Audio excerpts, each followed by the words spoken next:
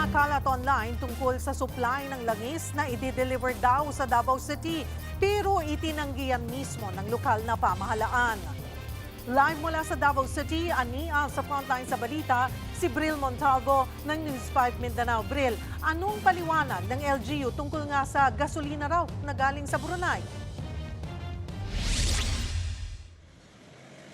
Cheryl, nilinaw mismo ng Davao City Information Office na wala silang impormasyon kaugnay ng supply ng langis na darating sa kanilang lungsod mula Brunei. Nag-ugat yan sa mga post sa social media.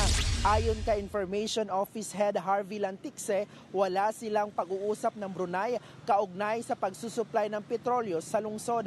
Kaya nagpaalala ang Davao City LGU na maging mapanuri sa mga nababasa sa social media.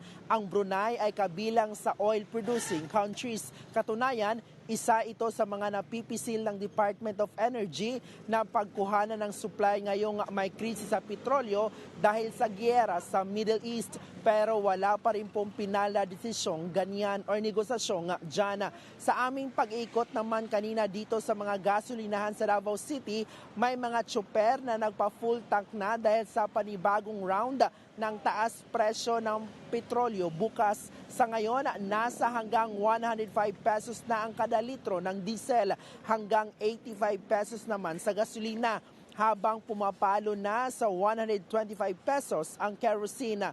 Cheryl, sa ngayon ay may sapat pa namang supply ng mga produktong petrolyo ang mga gasolinahan dito sa lungsod.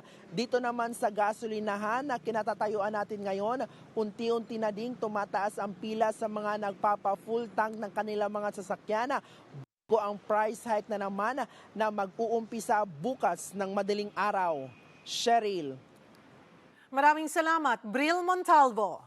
Mga kapatid, Cheryl Cosing po. Maging maalam at may pakialam sa mga napapanahong issue at headlines. Mag-follow at mag-subscribe na sa social media pages ng News 5.